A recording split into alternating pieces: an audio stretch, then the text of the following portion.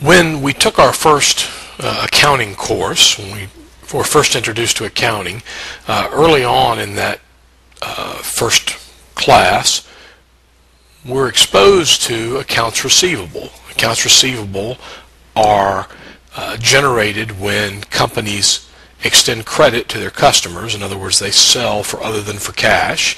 They'll make delivery of the goods, and then they will record a receivable, and the customer is expected to pay in the future. Now, accounts receivable show up in current assets, which is of course an asset. The accountants are not particularly concerned with the idea of all assets earning a return, but a finance professional has to be. So let's consider when we have an account receivable, and we're looking at an old balance sheet for BB Stores. When we have an accounts receivable, if we decide to extend more credit to our customers, and let's say that our accounts receivable went up from $6 million to $16 million, that means that our assets, total assets, would go up by $10 million. If they're not going to go up by $10 million, we have to reduce our investment in some other asset.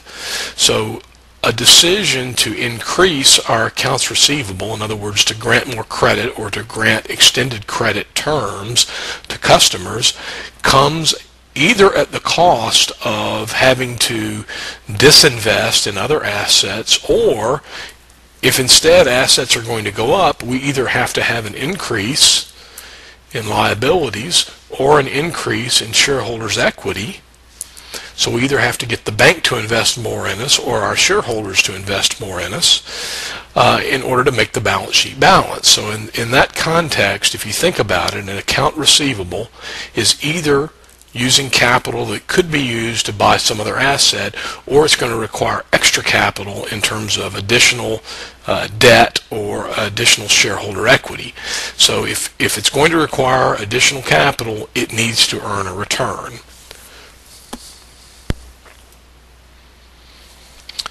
So that's the first concept we need to recognize, that accounts receivable are an investment, and they should, the decision as to how much to invest in receivables should be based on whether the level of return earned on those receivables equals or exceeds the potential gain in other investments that we have. When we're considering whether or not to extend credit, there are really three primary policy tools that we need to consider in conjunction with this profit objective.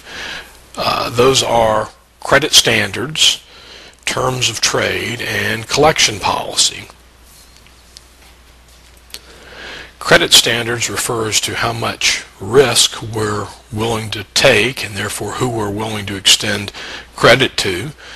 Terms of trade, how rapidly we are going to require that our receivables be paid. So we may extend terms of 30 days, 60 days, or we might extend terms such as, you've probably heard of 210 net 30, which would give a 2% discount if the receivable is paid within 10 days and the net amount is due in 30 days regardless. And collection policy, this really refers to the various quantitative metrics that we're going to use to assess whether or not our current credit terms are being adhered to by our customers, and whether or not we are making a wise investment after the fact, assessing whether or not we've made a wise investment in these accounts receivable.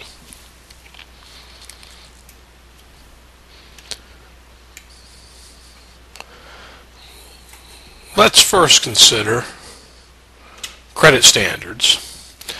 The company needs to determine the nature of the credit risk that it's willing to accept based on prior records of payments by our customers, by the financial stability of our customers, the net worth, and other related factors. Bankers sometimes refer to the 5 C's of credit. Those are character, capital, capacity, conditions, and collateral.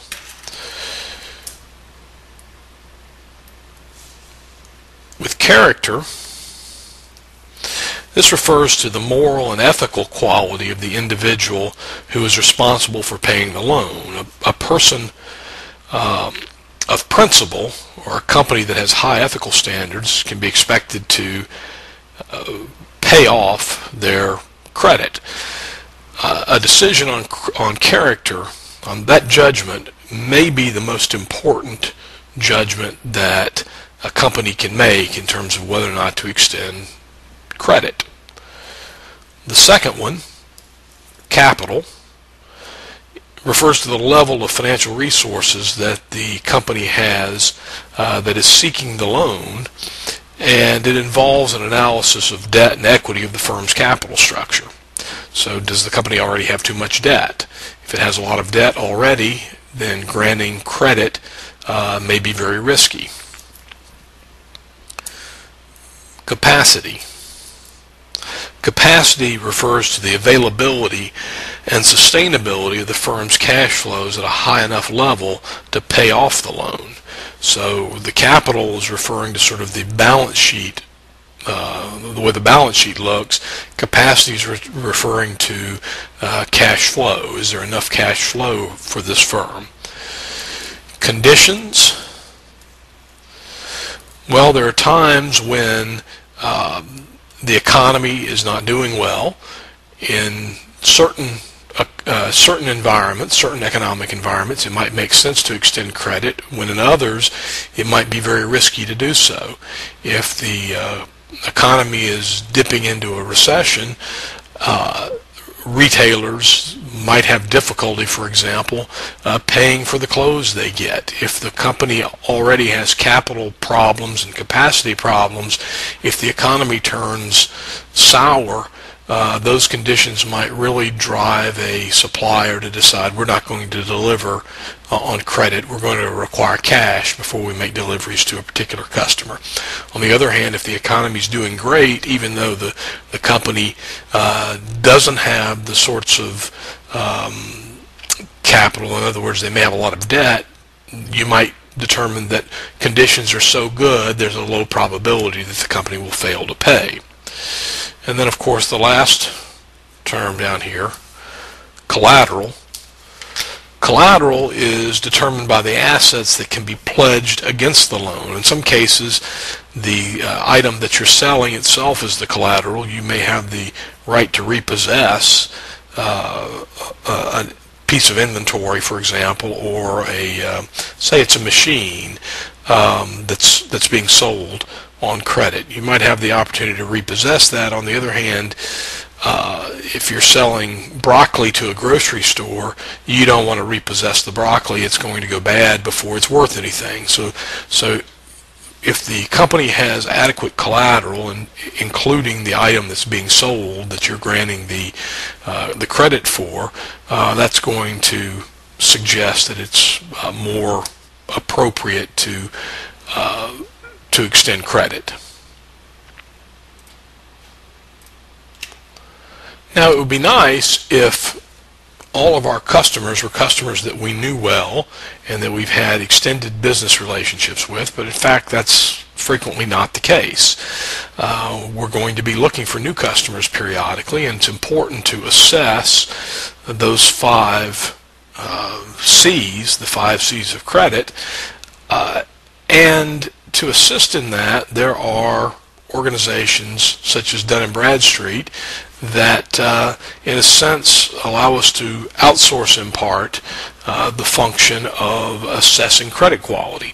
So Dun & Bradstreet is one of, there are more than one of these organizations, but the credit agency and that's the organizations being credit agencies, but Dun & Bradstreet's probably the best known. They produce business information analysis tools and publish reference books that essentially provide guidance as to the credit quality of literally millions of companies. And the data universal number system, which we see here, is when it says universal here, it is nearly universal. It is used by companies all over the world to assess credit quality for potential companies that they might want to do business with. So when a personal relationship with the debtor isn't possible, being able to look to a Dun & Bradstreet to assess whether or not a company is likely to present a credit problem is very useful. So let's take a look here at a Dun & Bradstreet report. This is an example. Now, we won't get into the details of this, but we can see that here's a company that the Dun & Bradstreet report has been issued on, and there's some information about it that we would obviously want. We know how many employees it has, what the net worth of the company is. There's some information about their payment history, and then we see here toward the bottom a ranking trucking industry credit risk score, where 1 is high risk, 100 is very low risk, and in a nutshell, there's some risk associated with extending credit to this particular company. Now, this is quite dated, in fact, but the important thing is understanding the general concept, not being able to read a Dun & Bradstreet report at this time. Just knowing that it's out there, and it's a tool that companies use in order to assess whether or not they want to extend credit to potential customers. The terms of trade that a firm enjoys, or that a term grants. So the terms of trade are stated in terms of credit extension. What we're really talking about here is how long we're going to allow a receivable to be outstanding. If we, for example, were to average $5,000 in credit sales on a daily basis, and we allowed terms of payment within 30 days, well, $5,000 times 30 days is $150,000. So by deciding to allow companies to repay in 30 days, which many of them will wait until the last minute to repay, we're really making a decision that we're willing to invest $150,000 in receivables.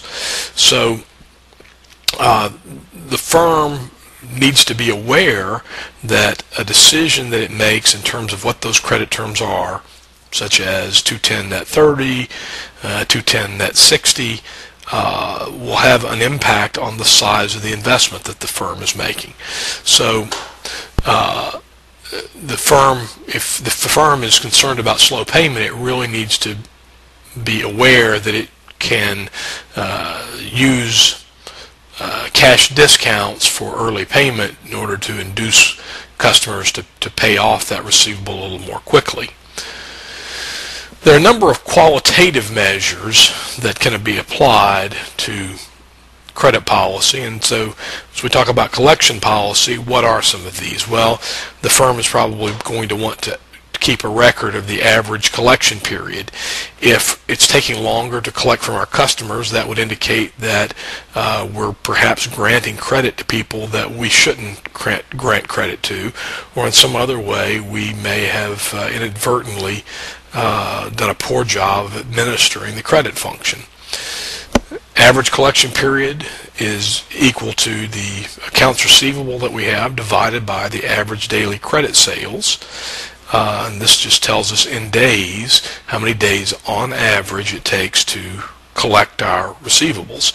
If that starts to creep up, we want to investigate why. That may not be a problem. It may be that our extended credit terms are so profitable to us that we're willing to extend credit for a longer period of time. But if they creep up without us doing anything to explicitly allow it, it may be a sign that we're doing a poor job of collecting from what are essentially deadbeat customers. We might also examine the ratio of bad debts to credit sales. If there's an increasing number of bad debts or an increasing ratio, that might indicate that too many weak accounts have been opened, or we've been too aggressive in extending credit. Likewise, we may create a schedule of our receivables, an aging of accounts receivable, which is just basically a schedule to show what fraction of our accounts receivable are being repaid within a month, within 2 months, what portion are 90 days past due, which is a good sign we may never get paid. So we want to keep abreast of that as well.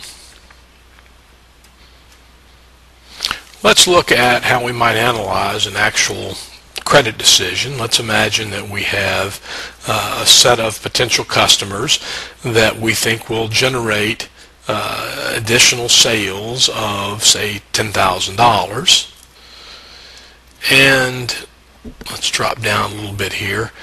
The cost of the producing and selling these items is $7,700. So we've got a profit margin here of $2,300. Let's imagine that we decide to sell on credit, and we estimate that in fact 10% of these sales we won't be able to collect. That's a fairly high number, but what that means is if we extend credit, we're going to actually have incremental revenue of $9,000. And if we think there are going to be some costs of collecting these, which there may well be, and part of it may be that we have to hire a collection agency. We have to consider that possibility. Let's imagine that we estimate, based on prior history, that the costs of collecting these receivables are $500. Well, the actual annual income that we're going to have as a result of making this sale is $800. Minus the taxes, we have annual incremental income after taxes of $480.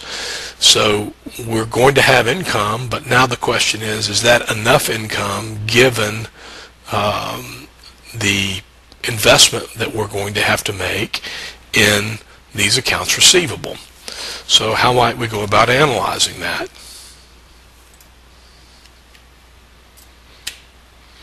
Well, to do that analysis, let's imagine that our turnover that we expect is that we expect to be able to turn over our accounts receivable 6 times per year. In other words, for every dollar of accounts receivable that we have, we know this probably based on other sales that we're making. For every dollar of accounts receivable, we expect to generate $6 of sales over the course of the year. So if we're generating $10,000 in sales, that means that we have an investment of $1,667 in additional accounts receivable on the books at any point in time. So remember, this was our annual sales of $10,000 at the top. But our receivables in any given month is going to be less than that. For one thing, we're going to sell less than $1,000. If we've got $10,000 a year, that's less than $1,000 a month. So if it's going to take us basically 2 months on average to collect, we expect that our average accounts receivable out there will be just a little over $1,600, a little over $1,700. So we've generated $480 in profits, and we've done that on $1,600, $1,700 in new investment. If we look at what that return is, 480 divided by 1667, that's a return of about 28.8%. Now, we've assumed away a lot of other issues. For example, will we have to work overtime or anything? Will our employees have to work overtime to make these sales? We've basically assumed that there's enough spare capacity. But in any event, you can see that we're trying to make a decision on whether or not to extend credit on the basis of whether or not the return on the receivables that shows up on the balance sheet warrants that kind of an investment.